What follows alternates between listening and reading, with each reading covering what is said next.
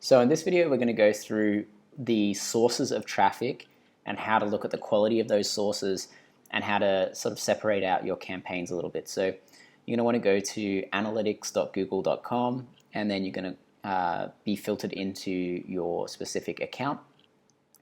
And then you want to come down to your acquisition. Now under acquisition, you're going to have all traffic, and we're going to be looking at the sources/medium. Now, the source/medium is based off the UTM tags, which we've talked about. So the UTM tags are strings of information that you can append to a URL, and then that's going to give all of these analytics platforms information on where the traffic's coming from. So you can see up here, source/medium means all of these all of this traffic has been tracked with those UTM tracking sources. Now, anything that isn't tracked will usually come in as direct/none. And anything that's coming in from Google Organic, that means Google Search.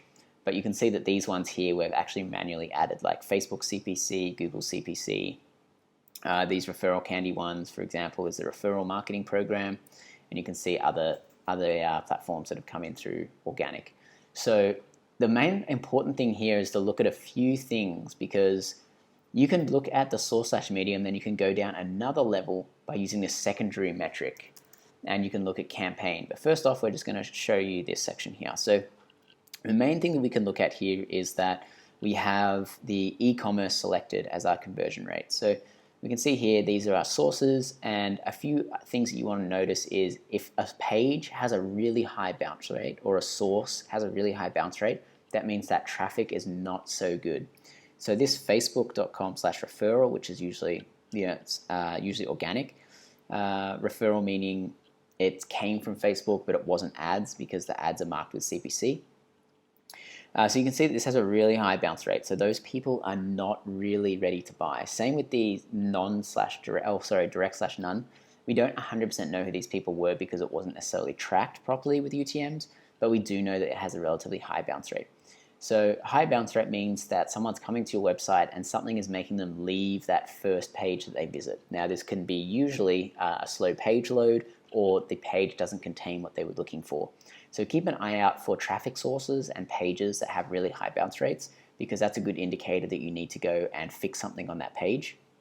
The other thing is you can look at the length of time someone spends.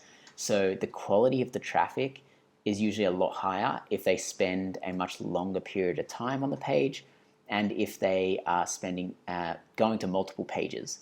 So we can see here that Facebook CPC on average is 56 seconds, and the average is about a minute.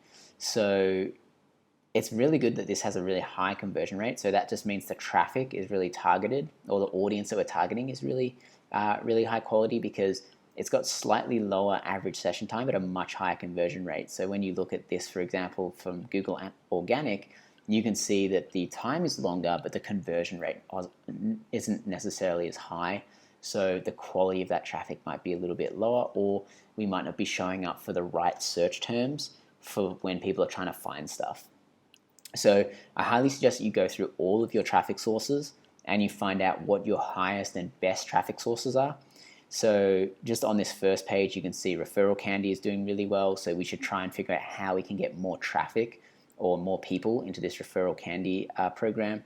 The other thing is Bing Organic is doing really well. So we should probably try and look to see how we can maybe get more organic traffic from Bing. So that might be submitting your site links to the Bing, submitting your sitemap to Bing.